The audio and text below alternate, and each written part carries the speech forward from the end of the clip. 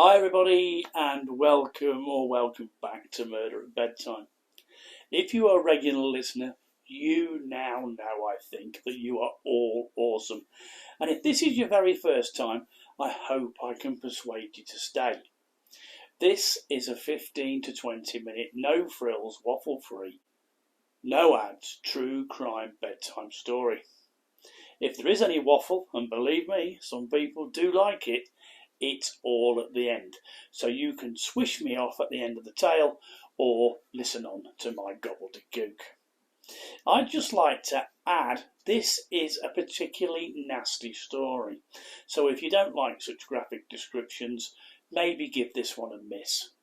And with that, let's crack on with The Beast of Manchester. On the 19th of July 1975, 18-year-old Wanda Scala, a part-time barmaid at the Lightbound Hotel in Moston, Manchester, was walking home after staying late to help out at a party.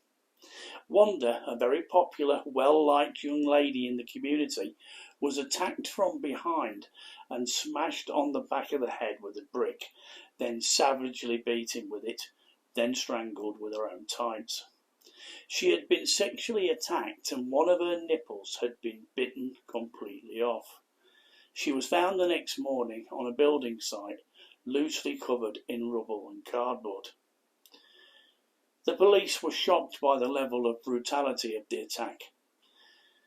The day after the murder, a man named Colin Hardy received a call from his older brother Trevor, a man that he feared and tried to avoid, asking him to meet up with him for a drink in a nearby pub.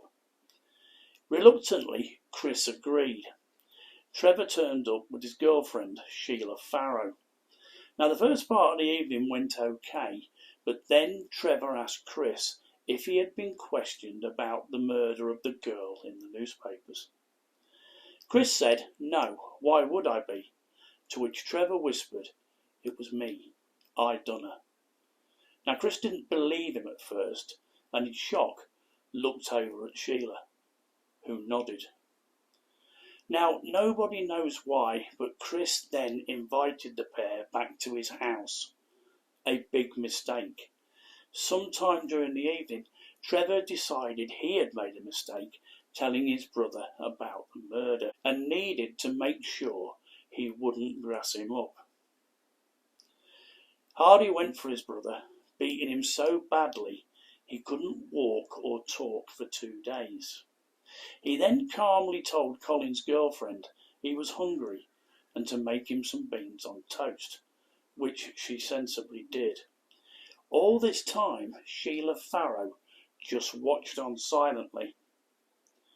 But credit to Chris, when he was physically well enough, he went to the police station, informed them about his brother's confession.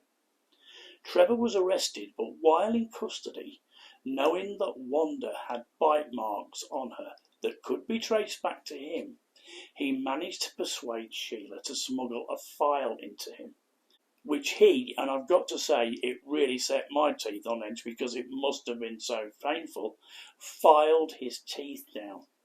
And it worked.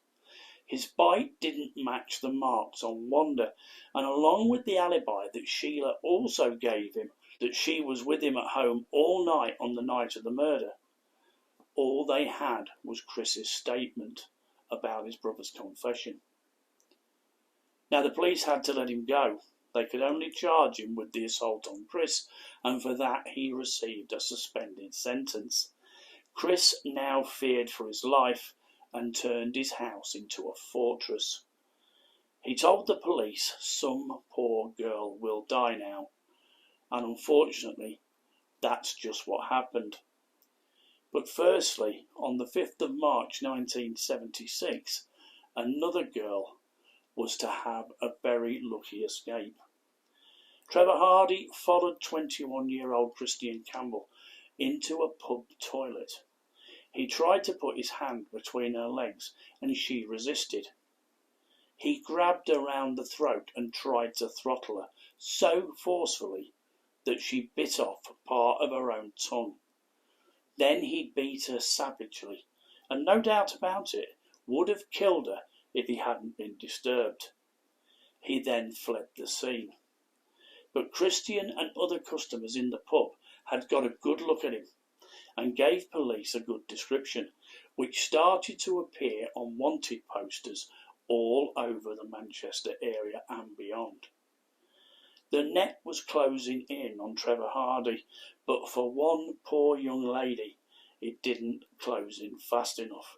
On March the 7th, 1976, 17-year-old Sharon Moseof, the eldest of 5 children, was having a rare night out. She worked in the local mill by day, but helped her mum with her younger siblings in the evening.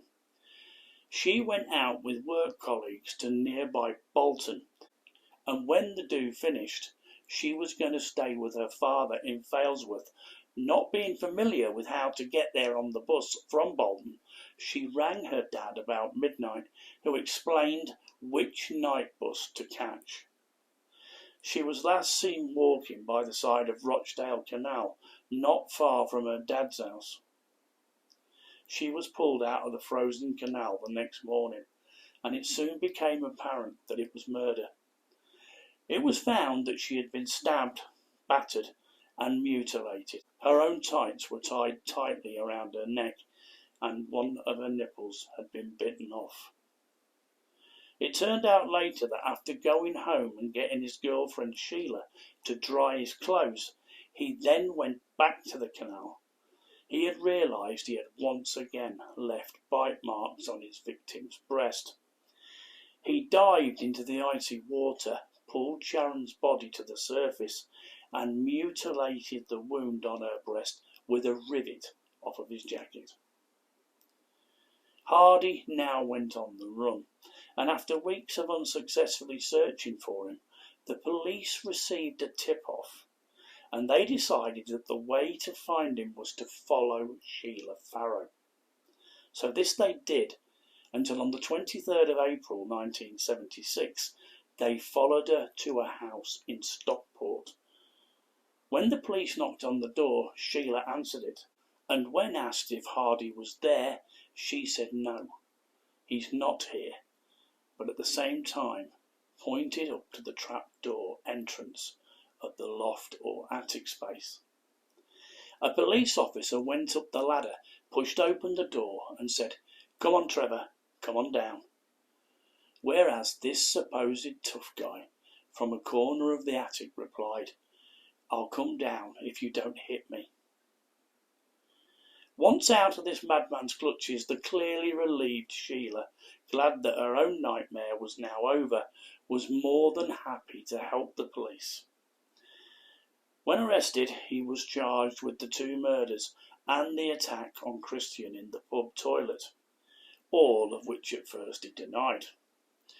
But in August 1976, he dropped a bombshell while on remand awaiting trial in Strangeways Prison. Getting bored and clearly angry he wasn't getting the attention he thought he deserved, he asked to see the detectives in charge of his case. He now admitted to the 2 murders, but also the murder 2 years previously of 15-year-old Janet Leslie Stewart, whose disappearance had been treated as an unsolved missing person case for 2 years. Her death, it turned out sadly, may have been at first a case of mistaken identity.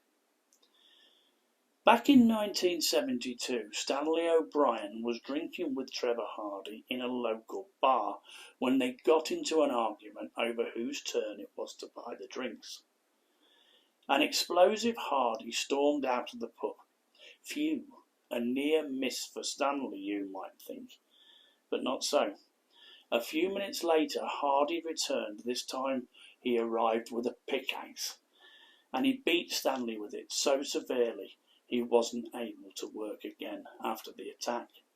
Hardy was sentenced to 5 years in Albany Prison on the Isle of Wight. When 27-year-old Hardy was sent to prison, he at the time had a 14-year-old girlfriend, yes, 14, called Beverly Driver. Beverly sent him a letter splitting up with him while he was in prison. And when he got out after serving 2.5 years of his sentence, he vowed to kill the person who caused him to have been sent to prison in the first place, Stanley, and his ex-girlfriend Beverly for splitting up with him. It was reported by witnesses that he spent the whole train ride home repeating the two names under his breath. Now, he was incandescent with rage when he found out that Stanley O'Brien had died while he was inside, even though the poor man had died due to the horrific injuries that Hardy had inflicted on him. And he served 2.5 years for this, unbelievably. Anyway, on New Year's Eve 1974, he set off with an axe and a knife around to Beverly's parents' house. Luckily, no one was home, so he just threw the axe through the window, smashing it, and walked off. But his rage towards Beverly Driver had not abated. And so when a by now drunk Hardy later that night saw a young lady being dropped off in Newton Heath, who he thought was Beverly, he didn't hesitate in grabbing her, then stabbing her in the neck with the knife, killing her, and then dragging her to a local clay pit and burying her.